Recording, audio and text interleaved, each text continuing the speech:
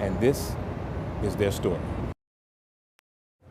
Standing in front of the spot where New York's World Trade Center once stood evokes memories of September 11, 2001. Thousands of lives lost, countless others changed, and often forever. As construction workers poured their heart and soul into the reconstruction of an American monument, questions still linger about who are Muslims? What do they believe? Perhaps more intriguing, is Islam really a religion of peace? But here in the United States, there exists a community of approximately 2 million African American Muslims, and they have their own unique journey to Islam. And this is their story. Well, I'm here to tell you this afternoon that you better wonder not what will happen to the Nation of Islam, but you better start wondering what will happen to you if you don't become a member of the Nation of Islam.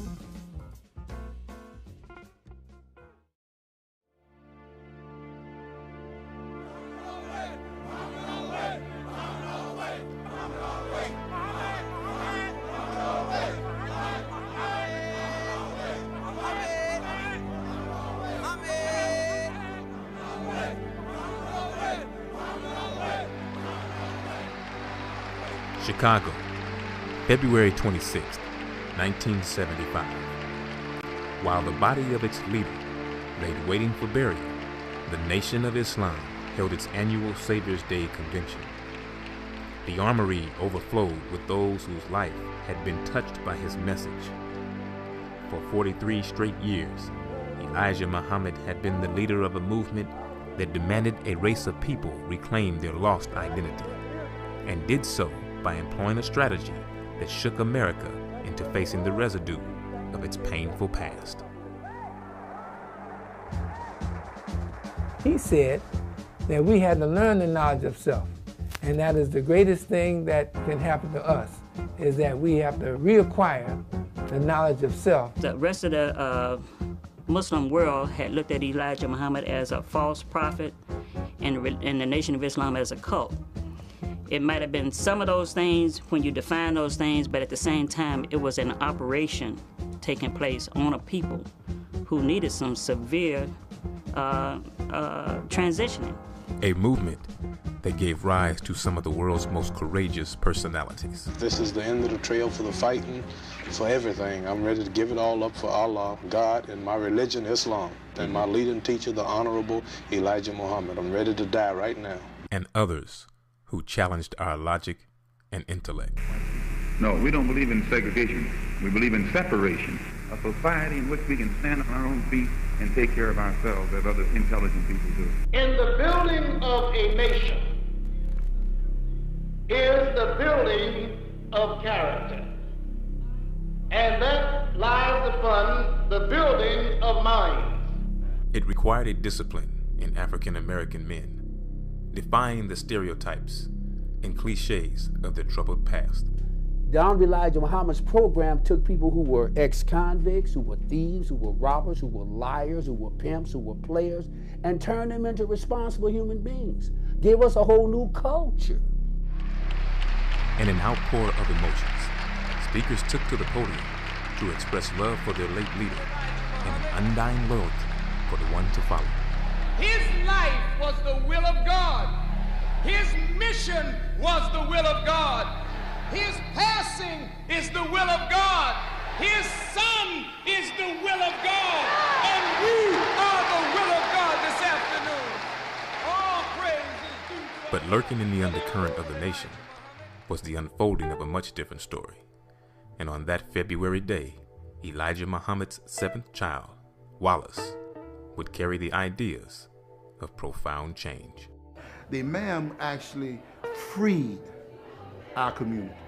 Wallace came in with a completely different agenda and program. Historically, I knew after talking to him and seeing who he was, how he was able to transform Islam from being a bit of a reaction in the movement as I understood it, to a positive spiritual choice.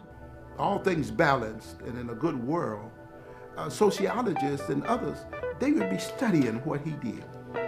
And it was like, whoa, what is this?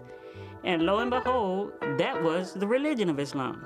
He was able to show me how this was something that stood on its own as a great religious tradition, and that it was that which was at the heart of what he was doing with his own people, and therefore a new chapter in the history of religious dialogue. We have plans to contribute to the cultural life of America, to the business life of America, and certainly to the religious life of America. How he took the members from where we were and brought them to where we are. An uncompromising movement led by an uncompromising man, refusing to retreat in a quest for independence through absolute separation. A son in exile for his unwillingness to concede to his father's ideas, and who sought to bring a one-separatist movement into the heart of the American mainstream, and a government priming itself for a perceived threat to its national security. An American story of a people struggling for purpose and identity, reclaiming a lost dignity, and marching on the shoulders of a man whom they called the Most Honorable Elijah Muhammad. This is Lost Found, the African American's journey to Al-Islam.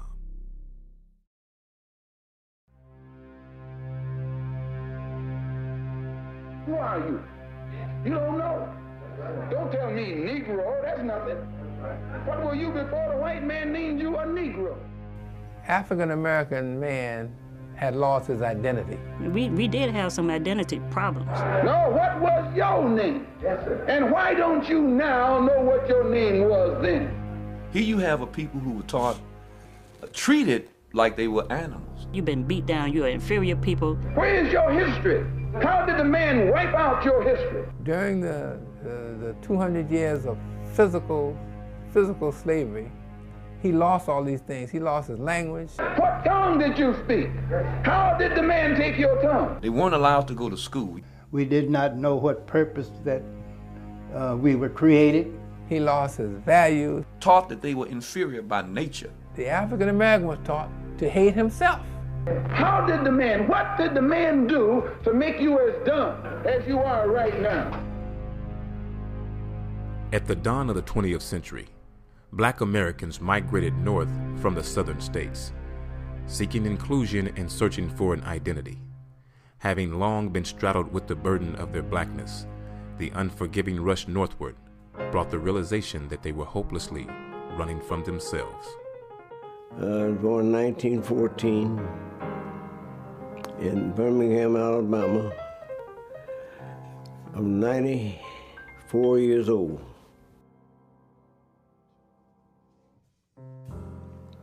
Had a farm about 45 miles from Birmingham.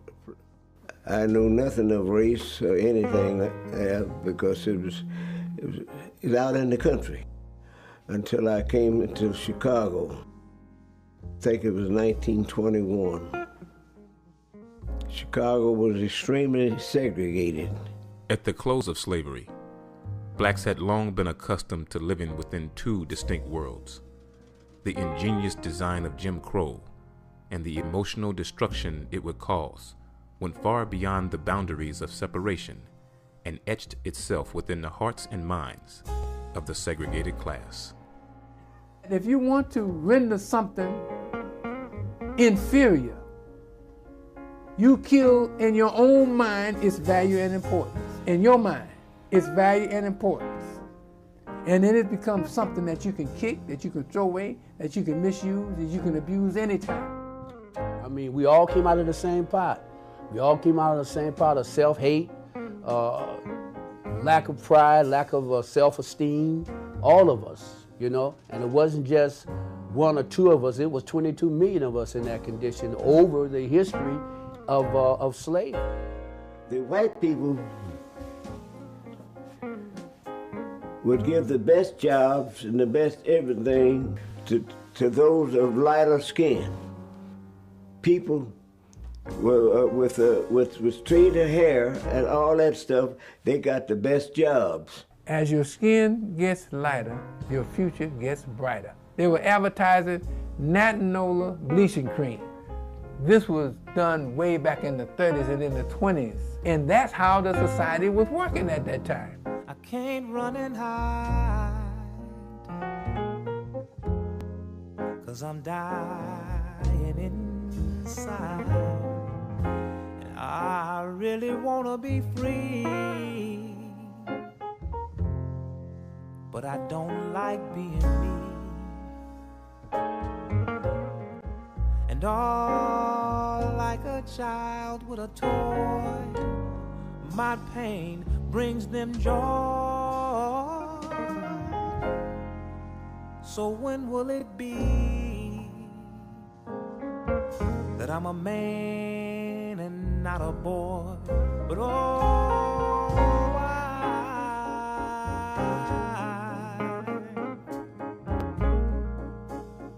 somebody tell me why.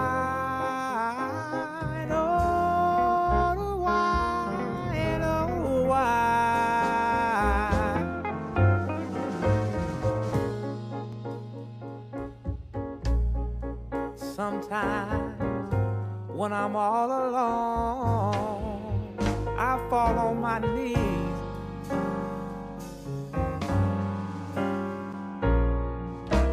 Why do I feel this way?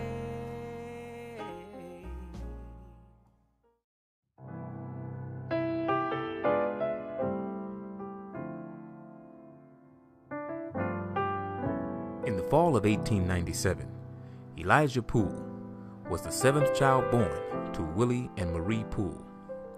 The Reverend Willie Poole, as he was called, enjoyed a reputation of being a charismatic preacher who was in high demand within black churches. My great-grandmother told us when my daddy was young, he used to go and sit on his daddy's lap on the pulpit platform until my daddy get up to go preach.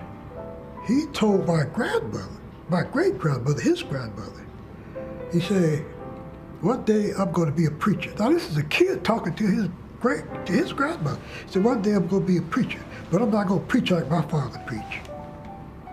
I'm not going to preach what he preaches. Elijah met Clara Bell Evans, and the two would eventually marry and move their young family to Detroit, Michigan. My daddy got a good job working at Ford General Motors. And he worked there until Depression, 1929. Now, we wasn't the only one in condition. Even Caucasian, they stood in bread lines just like we did. The hardships of the Depression and a seemingly endless road to unemployment caused Elijah to drink heavily, and the children, including Clara, were reduced to living with the daily pains of hunger. I remember actually going myself to a garbage can and take a piece of cake out of the garbage can to eat. I did it at the age of 4 years old. That's how bad things were. And my mother, it hurted her to see her children without food. Now, Knowing the condition of our family, and knowing that my mother at that time had planned on killing herself and her children because she didn't want to live like that. She was going to just kill her children and herself because she didn't want to live that way.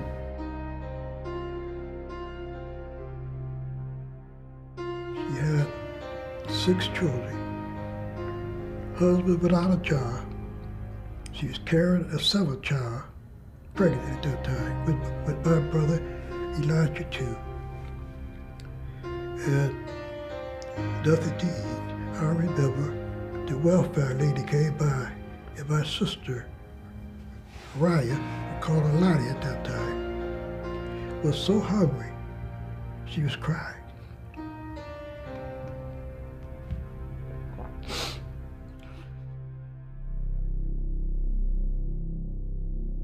On July 4th, 1930, a man with a skin complexion of the privileged class walked the streets of Detroit. Armed with an array of colorful exotic silks for sale, he caught the attention of the people. But more exotic than the silks he carried was the message he came to deliver. Here's a white-looking man telling you that black is all right. He looked like a white man.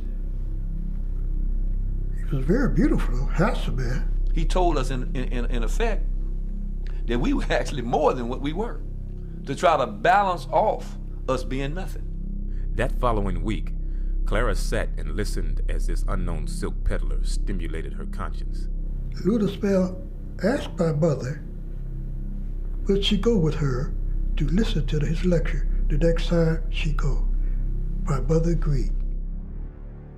He said his name was Farad Muhammad, and that he had come to rescue the lost tribe of Shabazz, who were so-called Negroes, ex-slaves, a lost people living in the wilderness of North America. According to Farad Muhammad, the tribe of Shabazz was the descendants of kings and queens. The catechism of the Nation of Islam were the lessons. The lessons, student enrollment, lesson number 1, English lesson number C1. If you can believe that, and if that can become part of your belief system without any doubt in it, you can believe anything that emanates from that. And it taught you to be respectful, to clean yourself up. We quit eating pork, we quit drinking, quit whoremongering. Things begin to change. Now this was the message. Now this was the mythology of what the message was. Now if you could believe that, then you would also believe that the black man was the first man on this earth, and that the colored man would be the man that grafted from him, which was the white man. You was wearing silk and robes and stuff. Here is a man telling you, a white-looking man telling you this?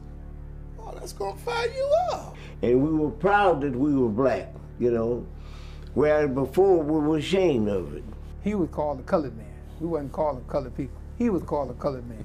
Because in that message, the essence of color is black, and the absence of color is white. He was converting people so fast. We had our temple in Detroit at that time was on Hastings Street on the 2nd floor, over business. The place used to be so crowded that they'd be lined up on the steps and for blocks on the streets waiting to try to get in, to listen to the lecture. The teachings of Master Farad Muhammad were, to us at that time, that white people was devils. And when you know about slavery,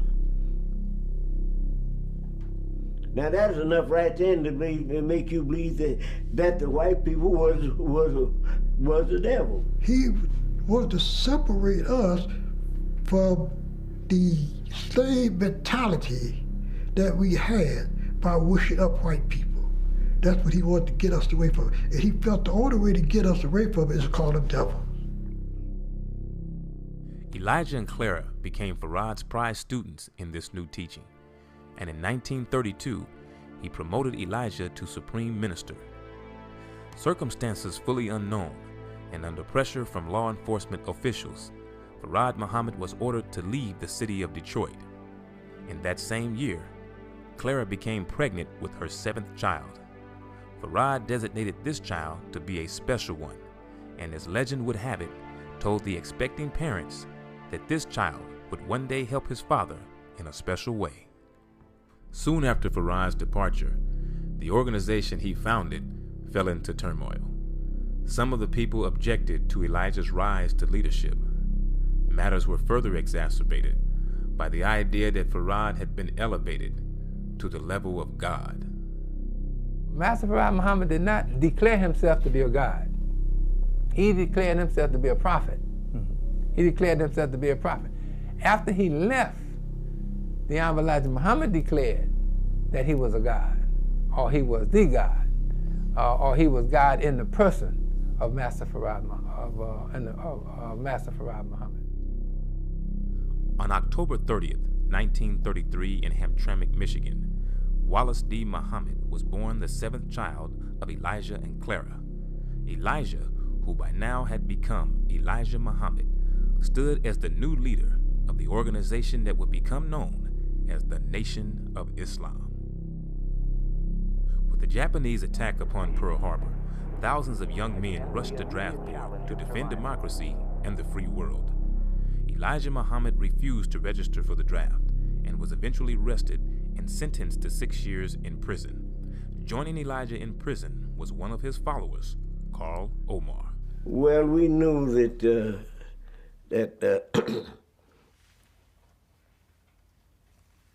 that we were not regarded as citizens, and we were not going to go in the segregated army, because I was poised for it myself.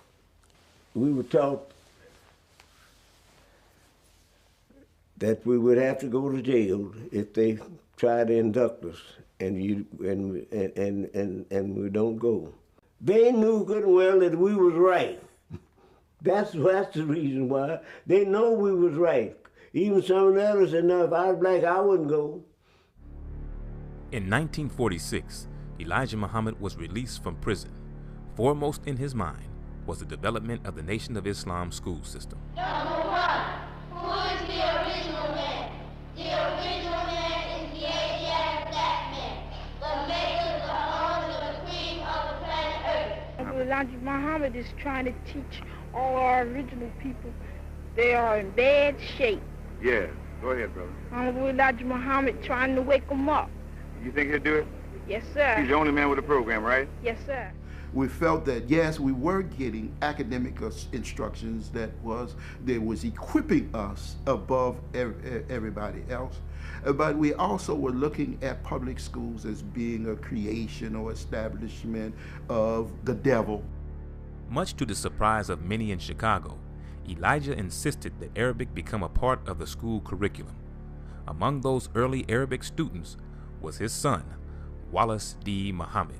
The job of teaching Arabic would go to Jamil Diab, a Palestinian living in the United States. The Imam Elijah Muhammad hired him to teach Arabic. That show you where the Imam Elijah Muhammad's mind was. He hired him to teach Arabic. And Akbar Muhammad learned Arabic, and W.D. Muhammad learned Arabic.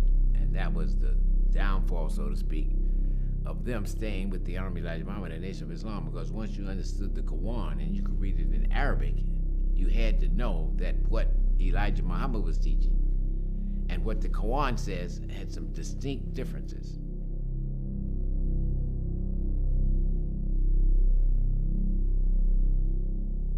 As Elijah Muhammad was released from federal prison, some 700 miles east sat another lost soul in an isolated cell block. While in prison, he was introduced and would eventually master the teachings of the Nation of Islam. Upon his release from prison, Malcolm Little, now known as Malcolm X, took to the streets to spread the teachings of the Honorable Elijah Muhammad. So my mother insisted that all we need to do is come and hear this speaker one time. You can see between the black and the white, and you can think for yourself. You know when the man is telling the truth and when the man is telling the lie.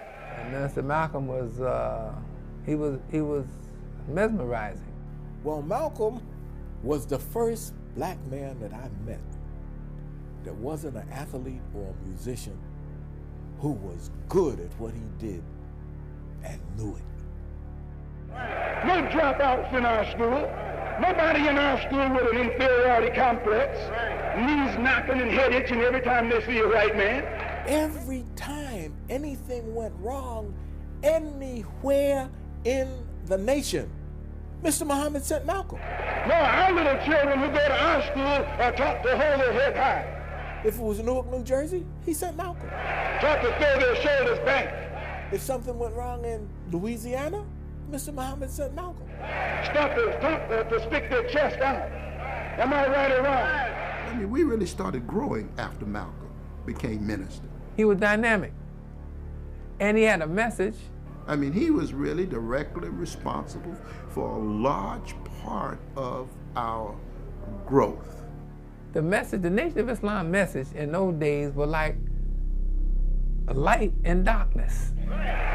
Why you want those kind of lips? You want to look like a monkey. And the things that he was saying held your attention. So much so you bleaching up, trying to get like the white man. The man taught you how to hate your hair. He taught you to hate your nose. He taught you to hate your mouth. He taught you to hate your skin. He taught you to hate yourself from your head to your feet. Now the white man is the greatest hate teacher that ever walked the earth.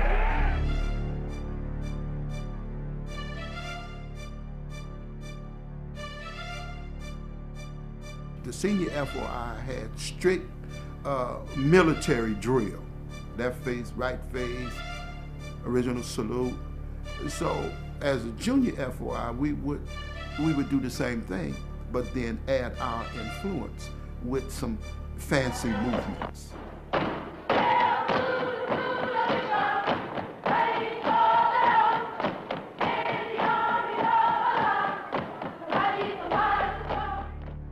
Initially, the FOI was established to be a vanguard of the Nation of Islam. The purpose of the FOI, everybody got to have a standing army.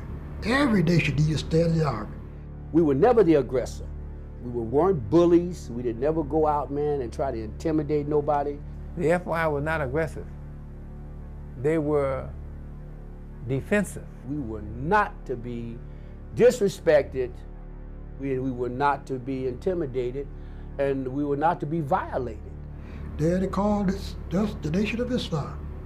That's a nation. So you need a standing army. You don't have to have weapons to have a standing army. And they will defend fiercely what they build. They would be willing to go to the point of death. You know, and in some instances, there were people that crossed the line and they were dealt with. You know, really, they were dealt with. And examples were made, and those examples were respected and remembered. They would go out and talk to the prostitutes and talk to the pimps and tell them that this is not a neighborhood that you want to be in. So we're out here trying to clean our people up, and you out here trying to dirty them up. If you ever stepped on an ant hole, and before you know it, man, you got ants all over your feet and your socks, or they biting on you because you have violated their space. We just insisted very strongly that this is not the neighborhood this is where our temple, this is where our temple is. Our women, our children come here. We want them to be able to come in here safely. We want them here to exit safely, and we don't want them to see you. Well, the FOI had the basic same idea about what we built and what we had to protect it. All of these other organizations thought about challenging the FOI. Also, it was a unit designed for discipline and self-control. It taught you to be respectful, to clean yourself up. Now, what you need to do is come on inside and learn this truth that we're trying to bring to you so you can clean yourself up and be an FOI and an MGT too. And we converted a lot of pimps and a lot of prostitutes. To teach us that without discipline, without self-control, we were just a mob of people just in an environment and just taking up space and breathing air that could be given to somebody else.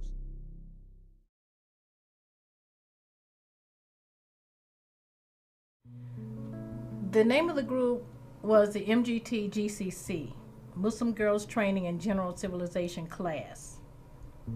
And this was an organization wherein the women were taught how to be women, how to be mothers and wives, how really to serve the community. That was the idea. When I first saw the women who were already at the temple, when I started going, I was amazed. First of all, they were all so beautiful. Beautiful skin, beautiful hair, beautiful clothing. We were responsible for welcoming new converts to the community. And as such, we had to search any female who came to the temple. Elijah Muhammad, he spoke so highly of women, that the women was like flowers in a garden, and you wouldn't allow just anyone to invade your garden. I think that the Honorable Elijah Muhammad has done the greatest and the most beautifulest job to the women in America, the so-called Negroes in America today, for the simple reason we never had nothing, and we still don't have much, but Allah is blessing us with the messenger to give us everything. Right. Even men. Where there are no clean women, there are no clean men. We have to protect the mother, you know, because she is the mother of civilization. She's the first teacher. So by being the first teacher, we have to protect the woman. So he said if we wanted to keep our women righteous and wanted to keep our women straight, we had to protect them. It was their job. Protect them even if we have to give our life in the process of doing so. If sister was disrespected in the street, we answered the call. Where would I be without you, mother?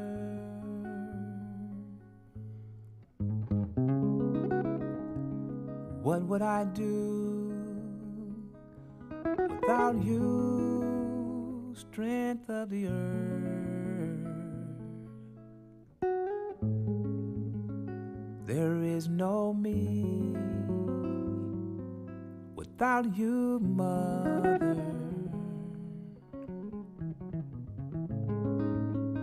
Where would I be without your love, your love? There is no me.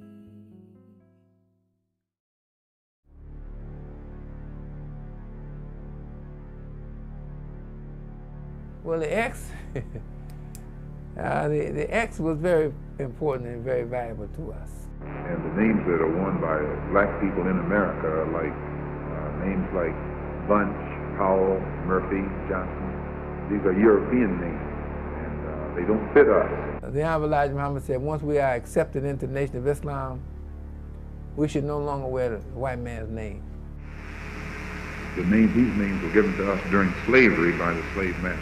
Today, when we become Muslims and become followers of the Honorable Elijah Muhammad, not only do we give up the Christian religion, but we also give back the slave master's name. Receiving the X really brought you in as a member, a full-fledged member of the Nation of Islam. Oh, yeah. Since we don't know what our own name would be today, we use X. X stands for the unknown. We readily shed those particular names by using the X. You had a Caucasian named slave master's name, and looking at a scope of the world, I don't care how successful you are with that name, people still see you as a product of the slave master. Mr. Muhammad said, our slave names were not our names, they were the names of the people who owned us. And as long as we did not give back that name, we were still owned. They had a form letter that you would fill out, asking Mr. Farad, or as we call him, Master Farad Muhammad, to restore your name. And you would have to fill this letter out, down to a T. If you had one of the letters in there wrong or it wasn't written right, they would send it back. That's right. And tell you, well, your letter did not pass the labor's inspection. That's right. So you rewrite this letter. But once that form letter was written perfectly, exactly like it was set out, then you would receive your X from Chicago. They would send you and give you an X according to the temple you were in.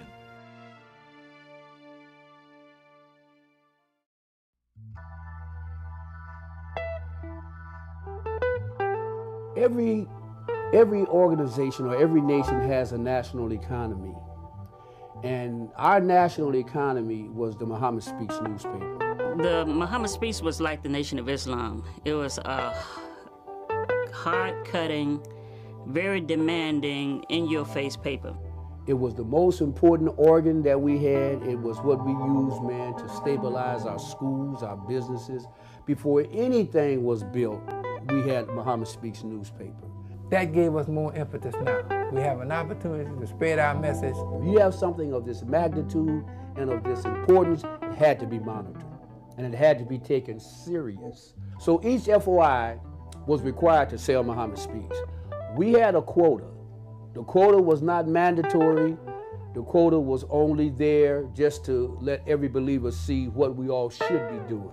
And the quota was 300. Although the brothers had to take 300 papers each, and they couldn't bring them back. You sold them or you did whatever you're gonna do with them, but you didn't bring them back. But this was subliminal, and it was so powerful, because selling 300 papers a week meant that you were in touch with 300 people a week.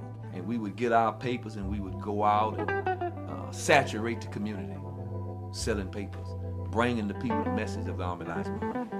And those were some of the best times that we had in the Nation of Islam. You had an opportunity to bring 300 people to the mosque a week. You had an opportunity to sell 3,000 or 4,000 pounds of fish a week to 300 people a week. 300 people meant a whole lot of power in the community. And it was a magnificent sight for the people to see us in the community with our suits and ties on. You know, that was our uniform, yeah. With our suits and ties on, out there clean, respectable, and dignified in the African-American community. You couldn't sell them papers with some jeans on, or a t-shirt, or just a regular shirt. You had to have a suit and tie on, brother. Your shoes shine. You had to be polished down. Muhammad Speaks was selling almost 800,000 papers a week. Here in the West Coast, we were doing close to 360,000 a week. Here in Los Angeles, we were doing 180,000 a week. We were not paper boys, we were nation builders. Fight of black people, brown people, red people, and yellow people gathered here from all over the world, from Africa, from Asia, from Latin America. You have come simply because you were frightened by the Honorable Elijah Muhammad. Well, when I first came in, there was a minister named Manuel from Mexico.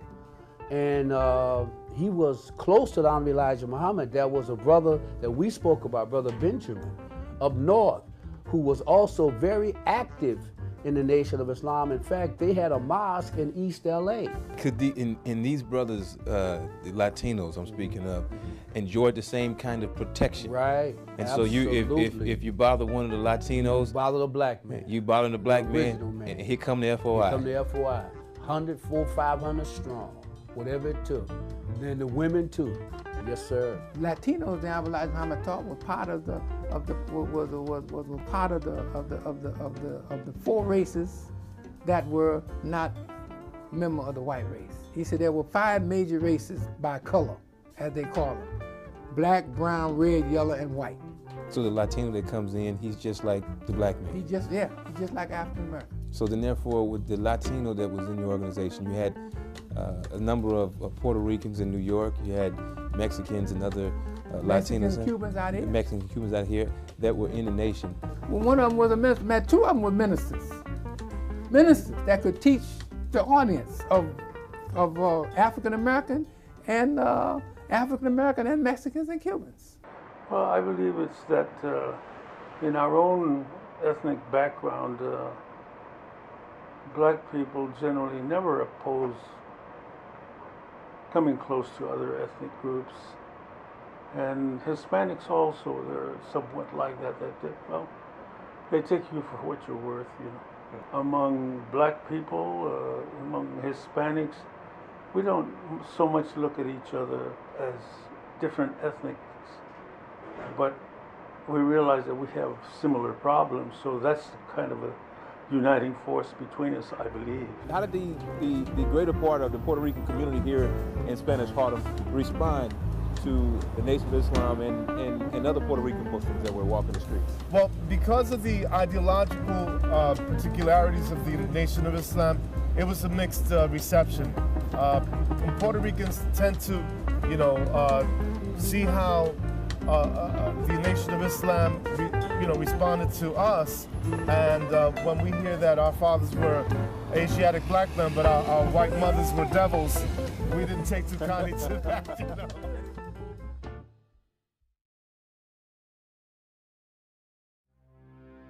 In 1958, Elijah Muhammad appointed his son Wallace as minister of Temple No. 12 in Philadelphia, Pennsylvania.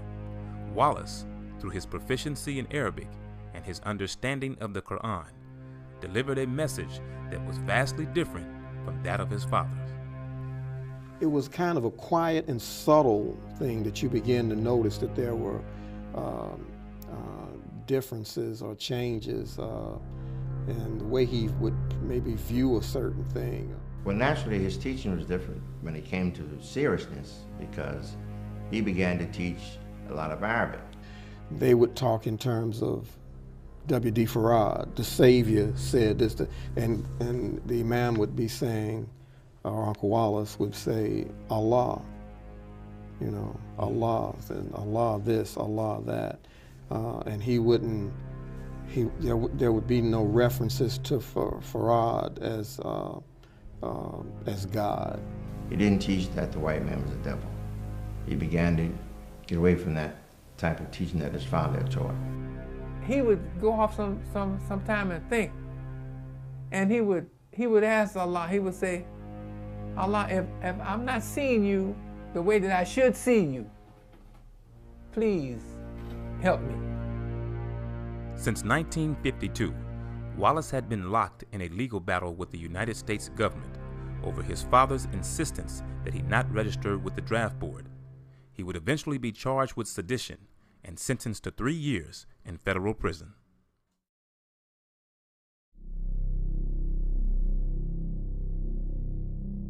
What Malcolm X and the Nation of Islam was representing, because they were talking about not only separation, and they were talking against integration. We don't believe in segregation.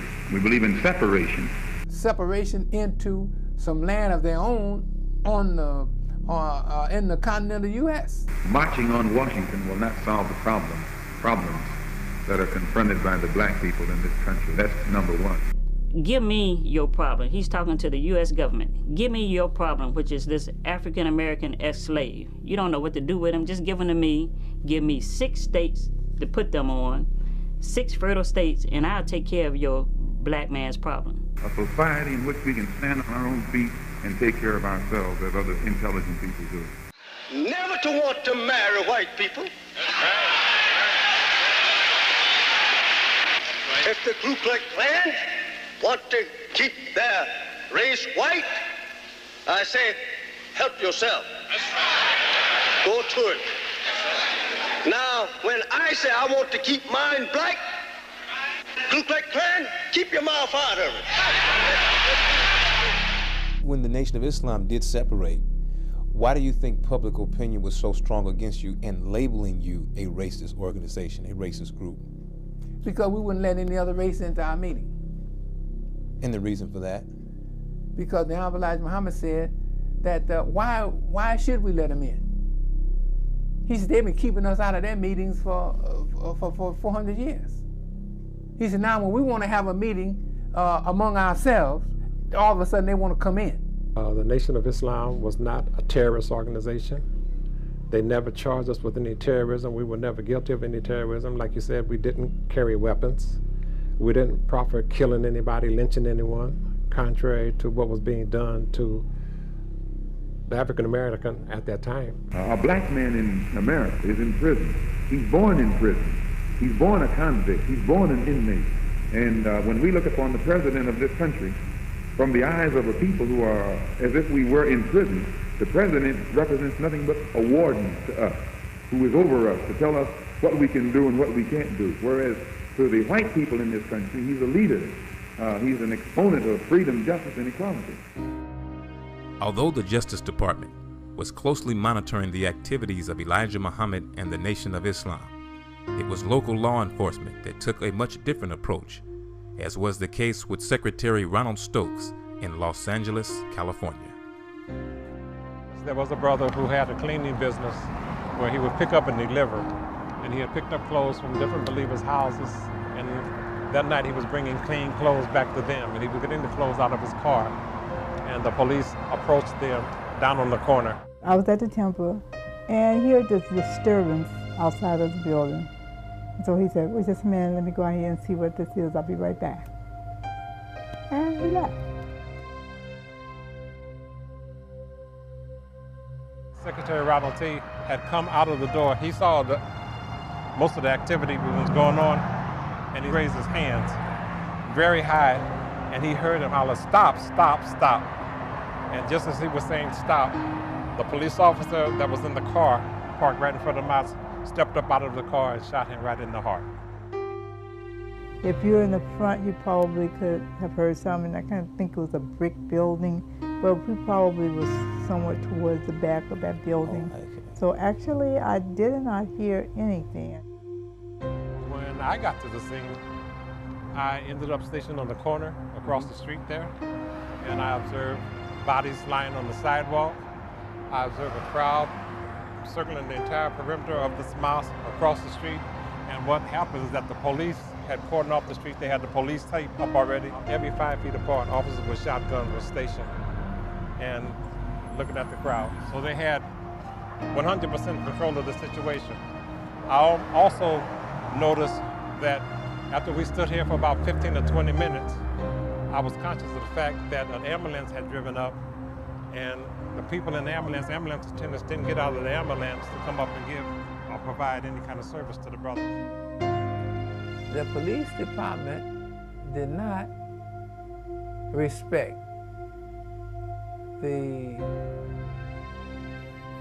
our faith. As I moved around the crowd, because at that time the word had finally gotten out that Secretary Ronald had gotten killed there. And I did not know where he was, and I moved around, and then that's when someone, I don't remember, someone in the crowd, I don't know if they were Muslim, non-Muslim, they said the one on the steps is dead.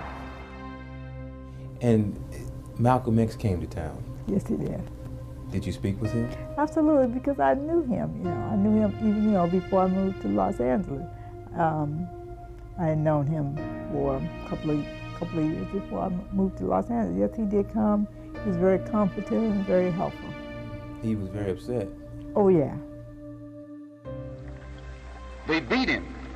While he was laying on the ground with a bullet through his heart, they put a hole in his head with their clubs.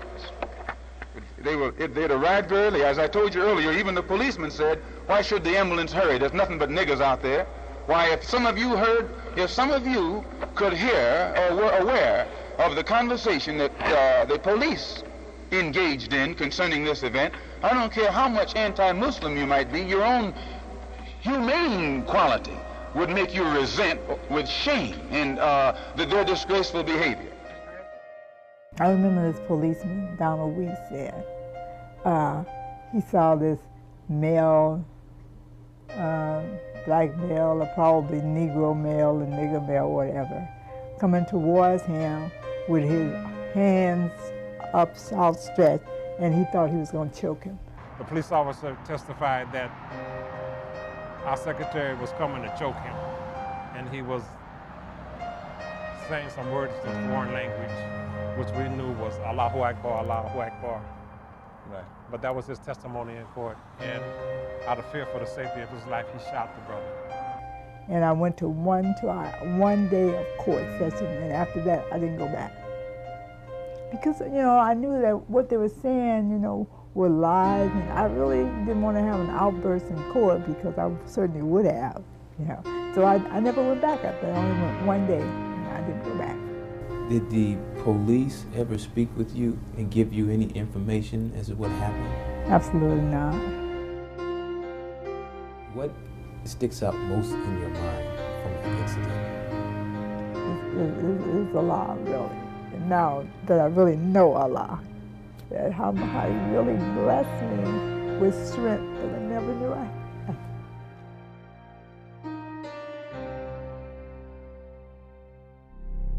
There was something that took place prior to Ronald Stokes' murder in Los Angeles in 1962. And that was that Mr. Muhammad made a statement in Washington, D.C., laying down what should happen to someone who murders. That's right. He said, he who murders a Muslim must be murdered. He must be murdered. He said, this is the fruit of Islam. This is the FOI. And the brothers in number 7 were ready to lay down, brother. They were ready to throw down. So now we have Ronald Stokes, and he's dead, he's gone. And we have Malcolm feeling some sent out there to California, and all of these people that he made fun of and made small of as nonviolent and turning the other cheek, which we were taught not to do and whatnot, we ended up doing the same thing. So how you think that made Brother Malcolm feel? And Malcolm had given several speeches right there in the center of Harlem about how tough and the BFOI was in the Nation of Islam. Yeah. So now he had to come back to Harlem and sort of explain what had taken place. That's right. Try to explain. How did that go over with the people of Harlem? I know it went over with me. In January of 1963, Wallace Muhammad was released from federal prison. While in prison, he had been informed of the moral degradation of some of the ministers within the Nation of Islam. Every month there would be the meetings of the ministers from around the country. And he said when he saw them, they were dressed in furs, long furs, and they were dripping in jewels and in Borsalino kind of hats. And he said to his father, he told me that he said to his father that, Dad, we lost the religion. It wasn't too long after he was released from prison, and we were in a conversation about the nation and some of the problems in the nation and how some of the people were becoming a little veering off from what the moral track that the Honorable Elijah Muhammad had the community on. Wallace openly refused to accept the idea that Farad Muhammad was God. Due to his rebellion, Elijah Muhammad suspended his son from the Nation of Islam, thus preventing him from having any contact with members of the Nation of Islam. And he said to me, if Farad, he said, Hassan, if Farad was standing here right now in front of me, he said, I would grab him in his collar and snatch him out of his shoes. The Honorable Elijah Muhammad loved his son and he wanted him to be with him, but he could not take and afford to have a challenge to his position. And when he openly attacked him, along with his nephew, Hassan Sharif, I mean, that's history, and went against him and failed, you know, and he was out there. When President Kennedy got shot, all of us was in New York at the time to a bazaar. The Honorable Elijah Muhammad was supposed to come, but this was before Kennedy got shot. He was supposed to come to the Manhattan, Arena to speak. So the Honorable Elijah Muhammad called Malcolm and told him to cancel that meeting. He wasn't going to come because Kennedy had been shot, the people was emotional, and it's not the time to talk now. And he told Malcolm to cancel it, don't let nobody say anything. The instructions were that no one was to mention John F. Kennedy by name. Malcolm told him that he couldn't cancel it. He told him that he had spent too much money to cancel it. So he was going to go on with it. That's a big mistake. When Kennedy was assassinated, Daddy told us not to say anything against it. Malcolm went on with the meeting, and he added insult to injury by saying that chickens come home to roost and all that kind of stuff. But he was in hot water before that. He said, I was a farm boy, so chickens coming home to roost never made me sad. Chickens coming home to roost always made me glad. So what now Elijah Muhammad did was he told him that for his insubordination, he could not speak in public for 90 days. He was silenced, but he thought he was only silenced from speaking publicly. He thought he could officiate in Mosque number 7. But I was on the rostrum when he came. They would have me open up sometimes. And I was opening up when he was coming in the door, and Joseph barred him from the door. So I said, uh-oh, the shit hits the fan. Now this is what people don't talk about this, that he could not speak in public for 90 days. He was still the minister of Temple number 7, but he could not speak for 90 days. Malcolm rejected that. Malcolm said, I can't stay quiet for 90 days. So he was not allowed in the mosque. He couldn't go in the restaurant. He was put in what we call Class C. Had he accepted the 90-day suspension, do you believe that your father would have reinstated him as his national representative? Definitely. The community loved Malcolm, but they loved the Honorable Elijah Muhammad 1,000 times more. So he said the best thing for him to do is just to leave. And he left. And he thought that a lot of people were going to follow him. But they didn't. Everybody thought it was going to fall apart when Malcolm left. Well, the Lord God, for his whatever reason, he decided it was going to be so. He was just going to be Elijah Muhammad that time, and that was it. You might as well forget it.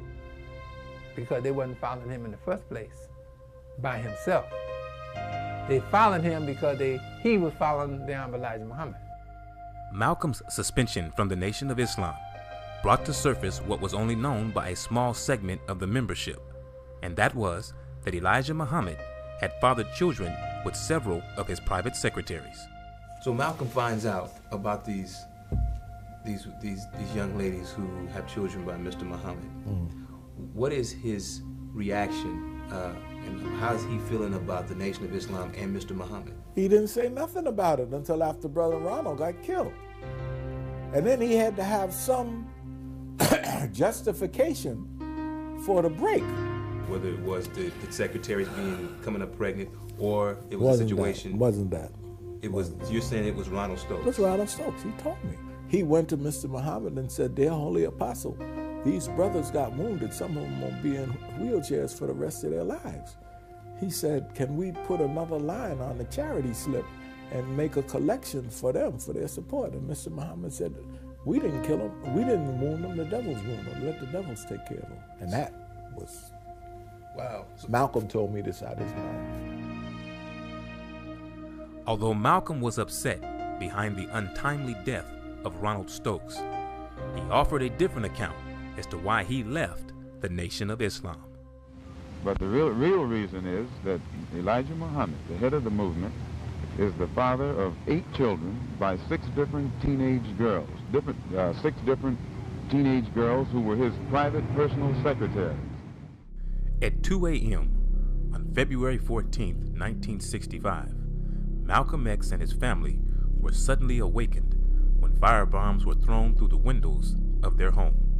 Malcolm, his wife Betty, and their children narrowly escaped with their lives. 7 days later, on February 21st, 1965, at the Audubon Ballroom, Malcolm would meet his fate. I was downstairs when he came in, and he was very upset. Went out on the stage, Benjamin opened up, and the code word was "make it plain." Whenever the minister was ready to come up to the dais, he would say, "Make it plain." And then the person opening up would cut short and introduce the minister. And he did. And he went out to the I could hear all this, but I couldn't see it. So somebody said, "Nigga, get your hands out my effing pocket." And Malcolm said, "Cool it, brothers, cool it, brother." And he stepped from behind the podium towards stage right. And the guys came down and shot him. Salam alaikum. Hold it. on it. You heard the gunshots. Of course. And Benjamin hit the deck. What did you do? Picked up a briefcase, went outside, and saw the life go out of his body.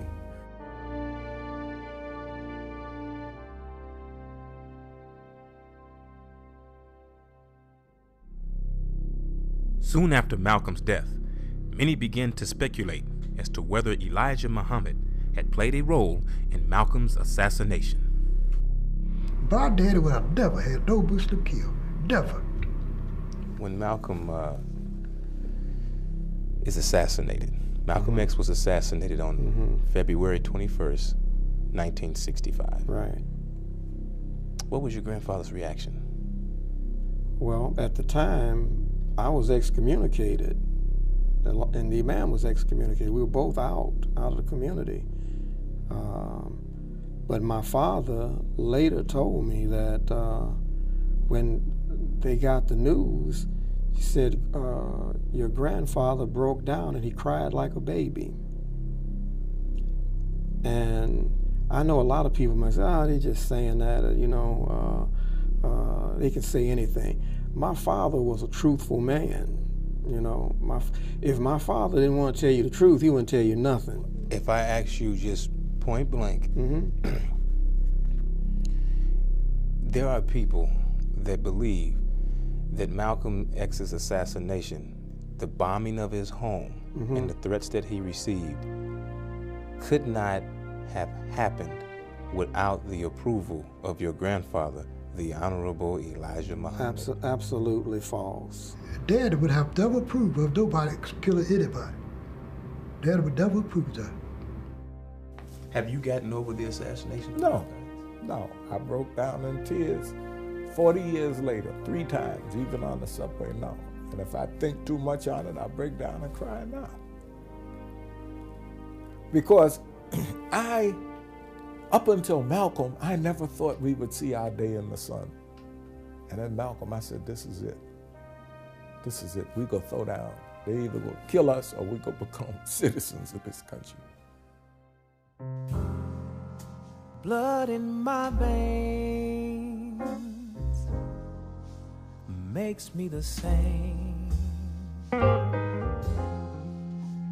Wanna be a man, but I know I'm less than. Shortly after the death of Malcolm X, Louis Farrakhan replaced Malcolm as the minister of Temple No. 7 in Harlem, New York, and subsequently became the new national representative for the Nation of Islam. And I'm smiling out loud, but my smile is a lie. Tell me why.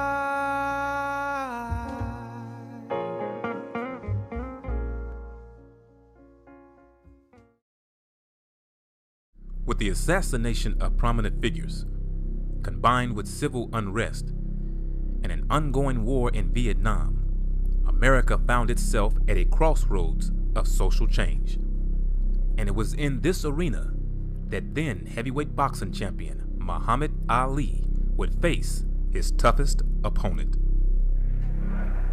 Therefore, this brother that they used to call Clay, Cassius Clay, I give him the name Muhammad Ali, is universally recognized, and I am also given credit for calling him by such name. I think Muhammad Ali had that same love for Elijah Muhammad, but he had a certain love and respect for himself and the understanding of where he came from. He was Cassius Clay. Elijah Muhammad made him Muhammad Ali. We believe in obeying the laws of the land. We are taught to obey the laws of the land as long as it don't conflict with our religious beliefs. Here was a man who had been given the opportunity in this country for great wealth. And He wants to depart from the status quo. Whatever the punishment, whatever the persecution is for standing up for my religious beliefs, even if it means facing machine gun fire that day, I will face it before denouncing Elijah Muhammad and the religion of Islam. I'm ready to die. That was his decision.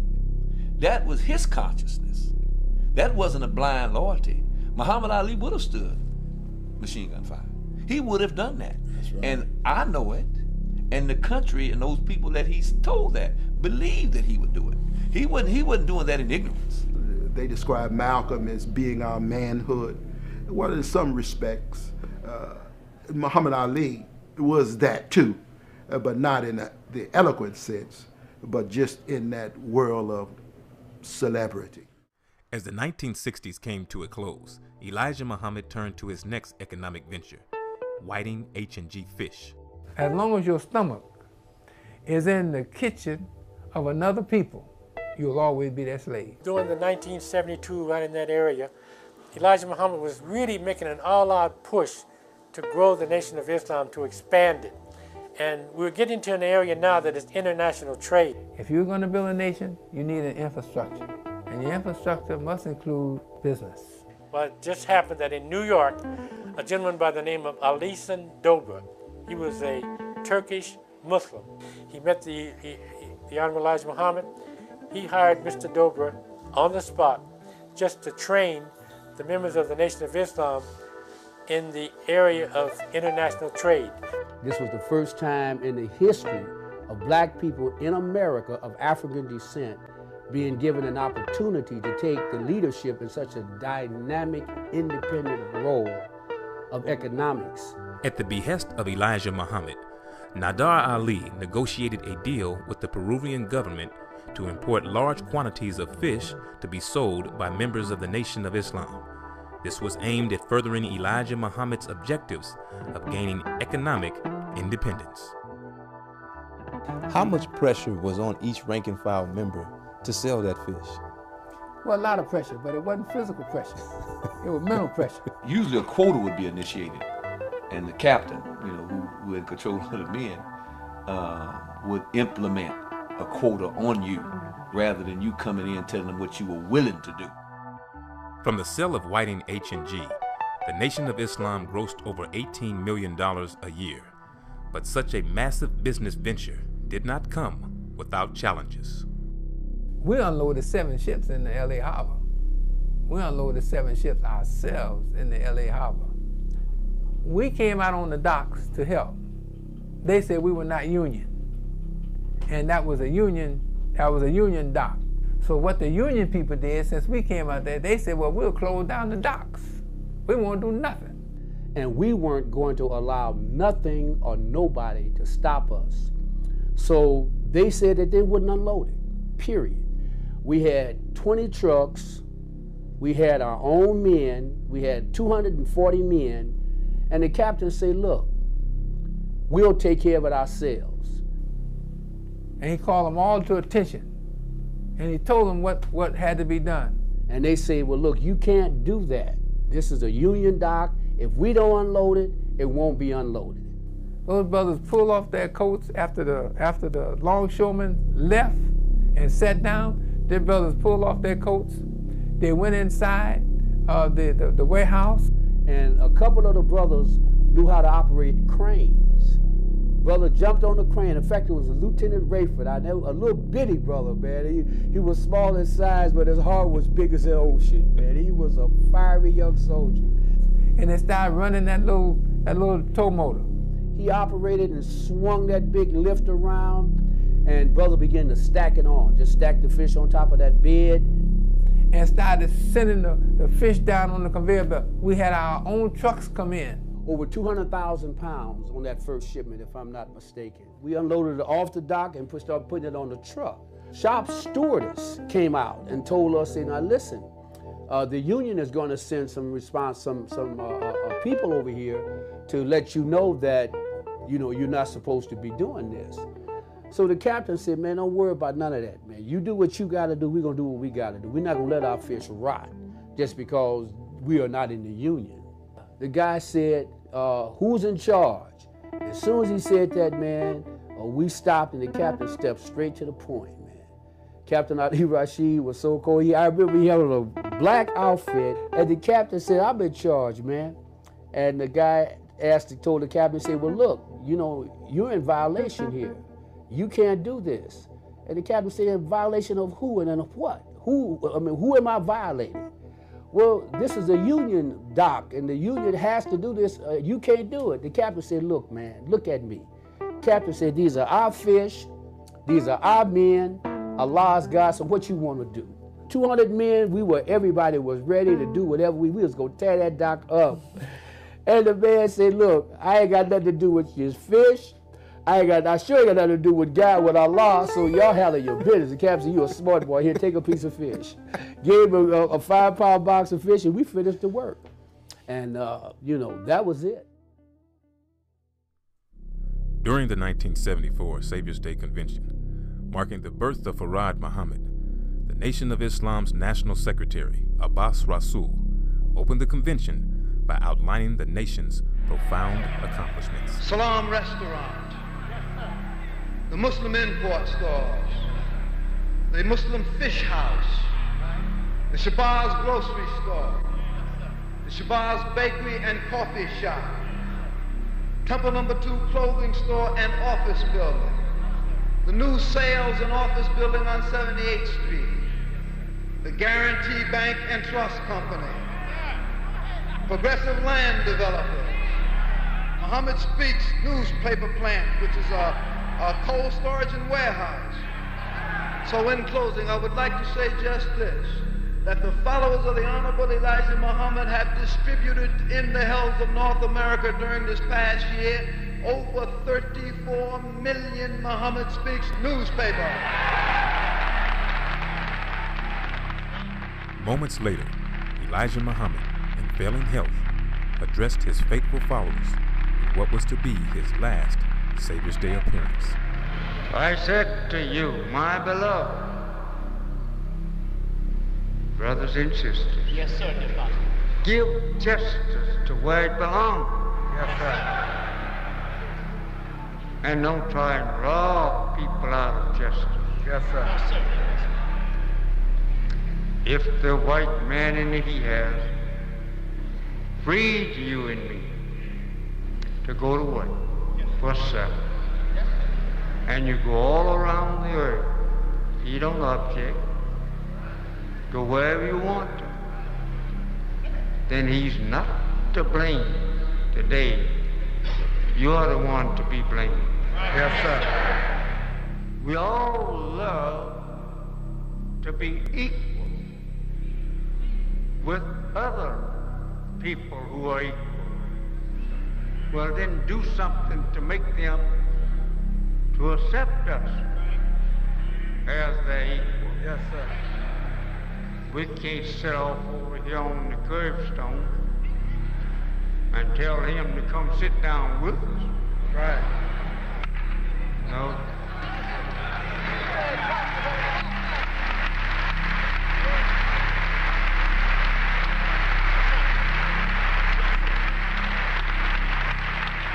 We are lazy people.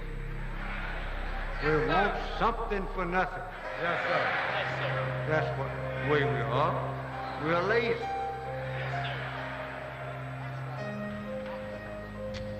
We cannot take a country like this and build up cities from one end of it to the other, like the white man have done. Well, we helped him. Well, that was your fault.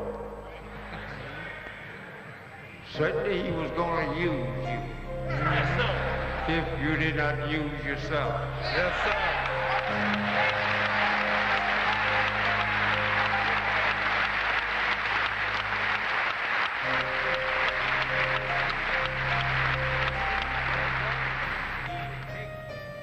I love you.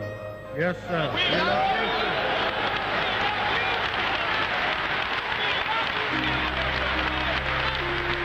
But I love you to do something for self. Yes, sir.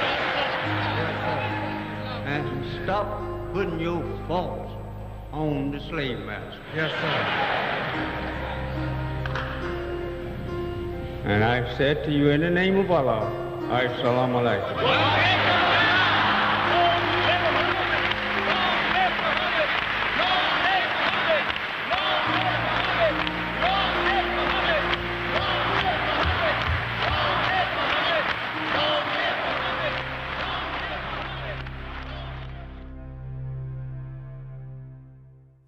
I shall resign the presidency effective at noon tomorrow. Vice President Ford will be sworn. As President Nixon primed the American public for his departure from office, a similar transitioning of power was set to take place within the Nation of Islam. In the winter of 1974, Elijah Muhammad longed to have the one son who objected to his teachings return to his fold. The same day Daddy passed. Daddy passed about 6 o'clock in the morning. So Wallace had already accepted, they had already told everybody he could be the next leader. I mean, not everybody, but the people that they could get to, the ministers. I was privileged to travel with Imam W.D. Muhammad as he went around the country speaking to the ministers and virtually teaching and informing them that he was going to become the leader of this community and what they were to expect.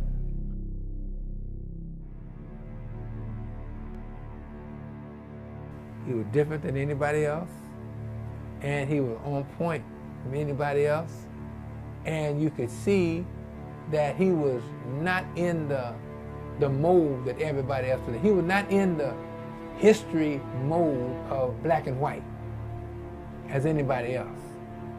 He was in the mode of the Quran. Surely I've turned myself to you, O Allah, who originated the heavens and the earth. I am not of those who associate gods with God. Daddy told us, the ministers, he said, I can lead you up to the door, but somebody else could have to show you through it. And I knew exactly what he meant there. He meant that one day Wallace would be our leader. We are not a people to harp upon colors and racism. The Honorable Elijah Muhammad say this is not a race. He says this is a nation. It was announced that Wallace Muhammad was going to be the leader. And when he came to the podium and spoke, and his words are what really, his words touched my soul. The Indian can come and find his likeness among you.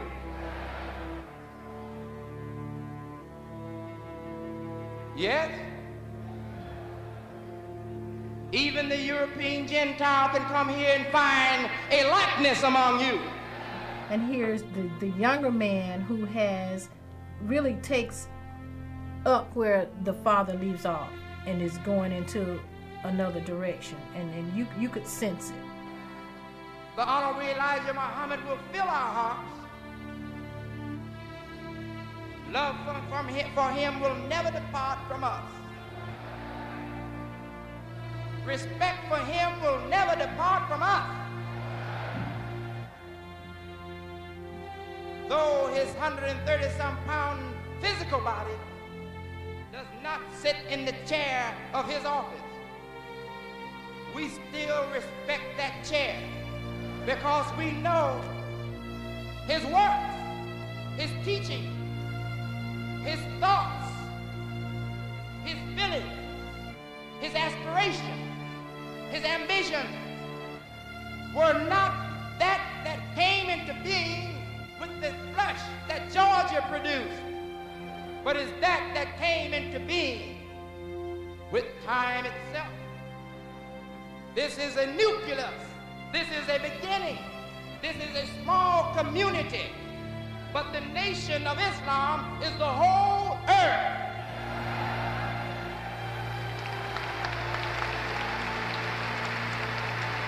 And with the words that he was saying, you know, the winds of adversity are going to come against us. And when the strong gush of wind coming from the forces of emotion come against this house and blow, the windows stay intact. But it'll just be like the wind hitting the curtain, and it's not going to even waver. It's not going to move. The shade doesn't even waver. There's not one wind that can blow against this that's going to even ruffle the shades. The curtains at the window, though the window be up, won't even be moved by the winds of emotion. Simply because this house is built on strength, divine strength. This is a house formed by knowledge. Those words contain life, and future direction, and hope for the future, and a determination that as a community we were going to survive, and not just survive, but we were going to thrive. And men of knowledge just don't fall down in the floor and weep and moan and cry like babies when the winds of emotions come. Let your winds of emotions come against this house. It stands forever. Peace be unto you. Assalamu alaikum. For 43 straight years, Elijah Muhammad had presided over an organization that influenced the lives of men, women, and children, surviving scandal, betrayal, and the assassination of a prominent figure. This chapter in American history was coming to a close, and Wallace Muhammad would take his place as leader, and the changes he would make would be felt throughout the world.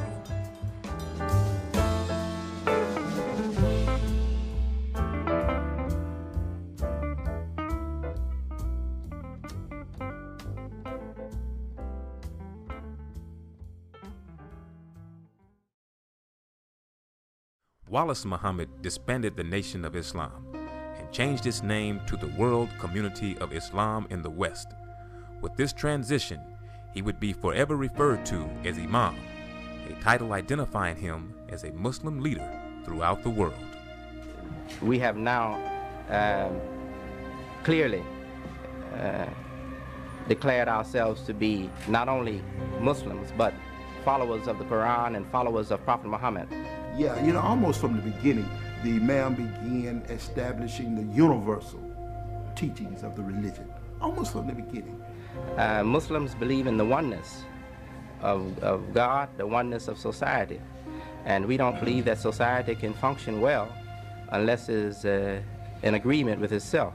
I mean, if you can go back to the early time of his teachings to us as a community, as he was erasing the blackboard, he was also writing on that blackboard the mind of the community, the universal ideas of our religion. He said, he know we're tied into blackness. He wants to take us out of that into Islam proper under the Prophet Muhammad of 1400 years ago, not his father. Taking out of us the nationalistic thinking and making it more universal. I can only say it personally, I mean, that it can only be a work of God, because it's just such a total transformation. The most profound change that was made was the change in the belief that God is black or manifest in black flesh, and that the devil is white or manifest in Caucasian flesh. This was, I believe, the most disturbing change, if I could put it that way, the most disturbing change that have taken place. Wallace came in with a completely different agenda and program. And it was like, whoa, what is this? He was very progressive in his changes and progressive in his teachings and preachings and removing the old ideas with explanation. The attitude in the past, as you know, was one of suspicion and fear. Suspecting that the Caucasian would abuse the trust if they were trusted, and a fear that the community wouldn't be able to grow with Caucasian presence. Imam Muhammad came at a time when we in the nation of Islam were becoming rapidly dissatisfied with the rampant materialism, the exploitation of members by the leadership, deceptive practices by the leadership. If you can survive a public reprimand, I think you should sit in the back of the room. Because the imam didn't wait to take you into the back office to tell you what he thought about your shortcomings. He would tell you publicly what he thought about your shortcomings. Many rank-and-file members of the Nation of Islam believed that there were ministers who had utilized the Nation of Islam for their own personal gain, and the new leader was not reluctant in expressing his displeasure. They don't frighten me. Right up here, you got sissies. Right up here, there are sissies. I don't have to identify them. You know some of the sissies that sit up here. In every mosque leadership, you got some sissies. Now, who are you going to follow, me or the sissies?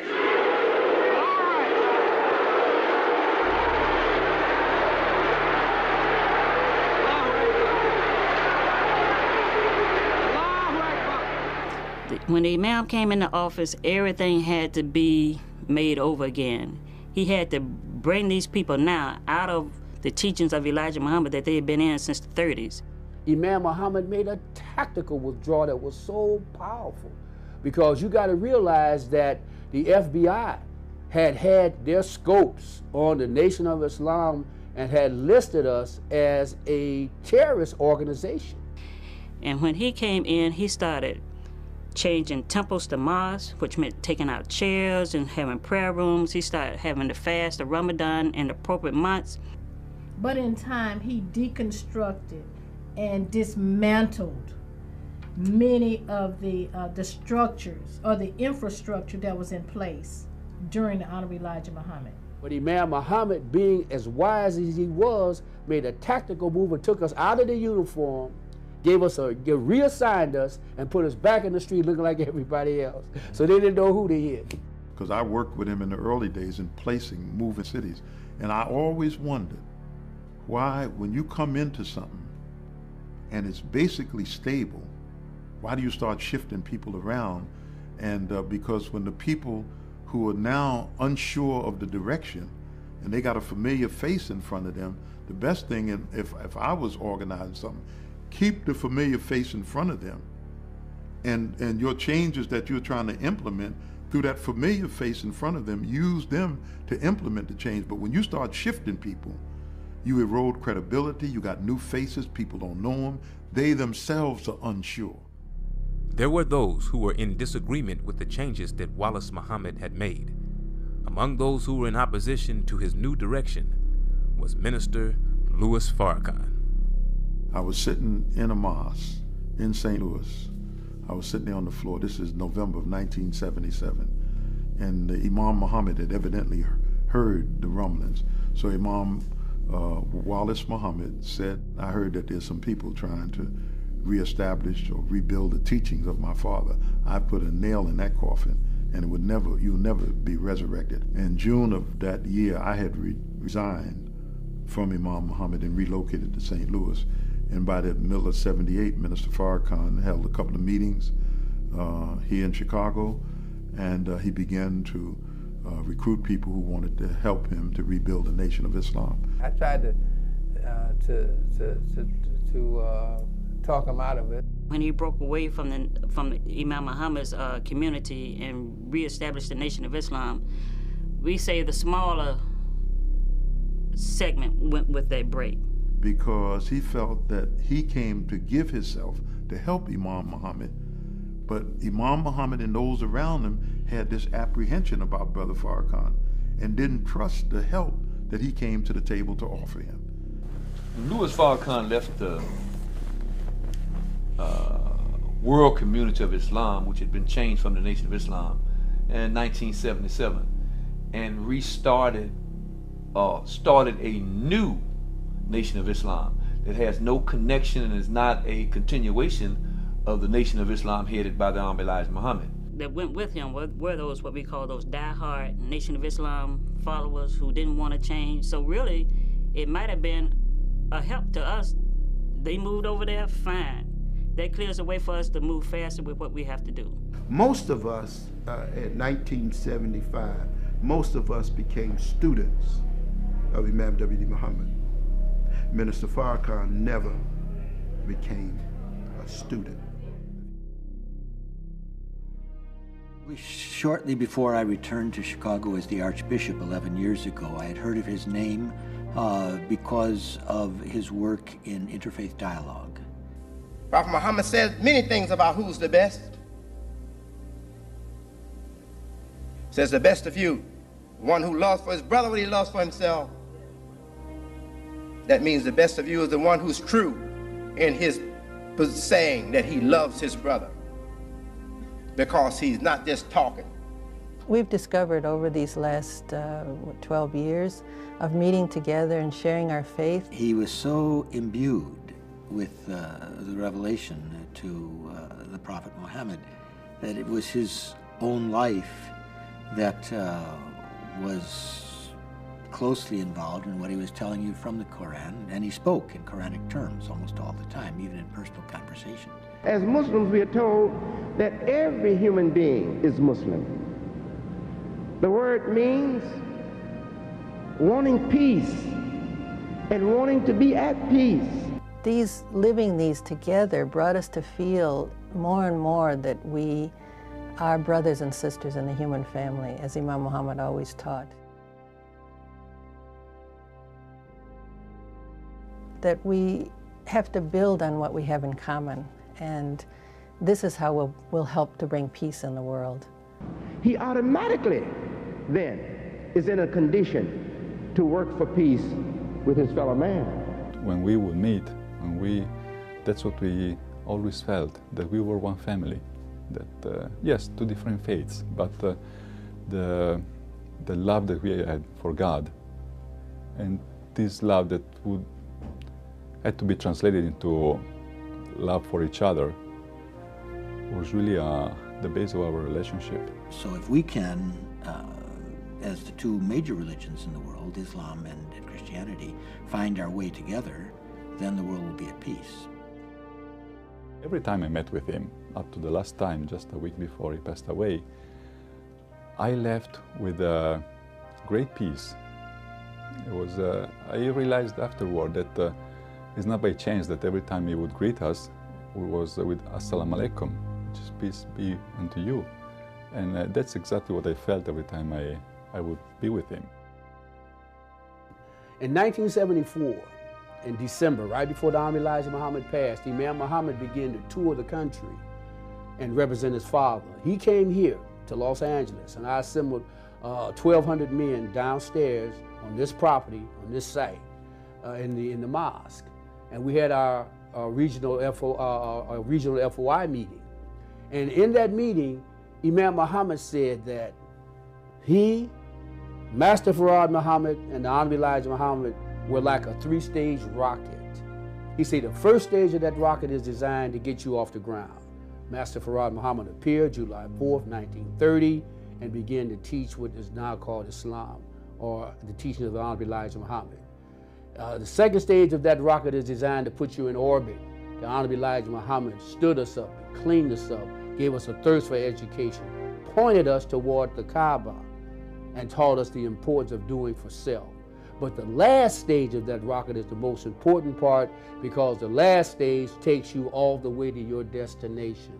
Imam Muhammad came with the Quran and the Sunnah, and there's nothing else left but for us to go straight ahead. The Nation of Islam grew out of the bowels of Detroit's inner city to address the feelings of inferiority and self-hatred experienced by those who were labeled as American Negroes. The nation had survived the internal struggles and challenges of betrayal and greed, and under the leadership of Imam W.D. Muhammad, the movement had transcended the confines of its once held separatist position.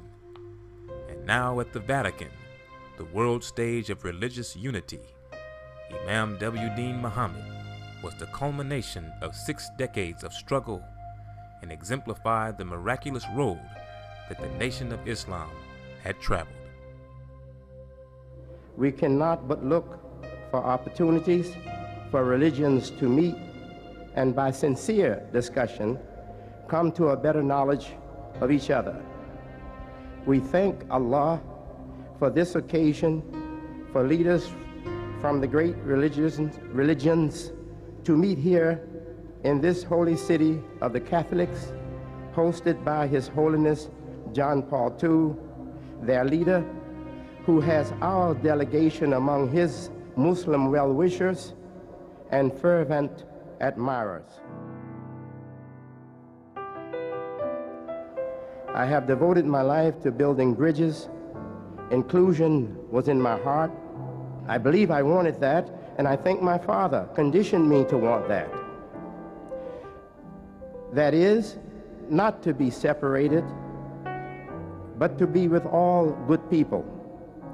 I wholeheartedly accept and embrace with you the idea of unity, mutual sharing, and love for one another. We have to condition ourselves to be at peace. God has given us the requirements that we have to meet for a life of faith in Him. And when we meet these conditions, we do have peace. There are many convincing signs everywhere. Those with open eyes, belief, and faith will see them and hear them, will hear the sounds everywhere that goodness is on the rise. We're living in a time of revival of the true life that God put into the human souls when He created the first person. A new world of faith community all over the world is on the rise. God is one. His creation is one whole. There is one universal law for all matter, for all material things, and everything is related. God has made things different, human beings too, because God wants unity to progress. The diversity is to provide the unity with legs, with wheels, with movement for more progress. God said He had made us humanly different by color, by nationality, to encourage us to walk together and get acquainted with each other, to have peace and unity.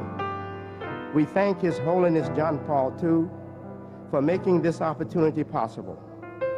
As the Imam and representative for a large number of Muslim Americans, we greet this multi-religious gathering with peace, Salaam alaikum, with peace and with brotherly love. We ask that divine favor be upon all the participants and on this holy place. Ameen. Peace.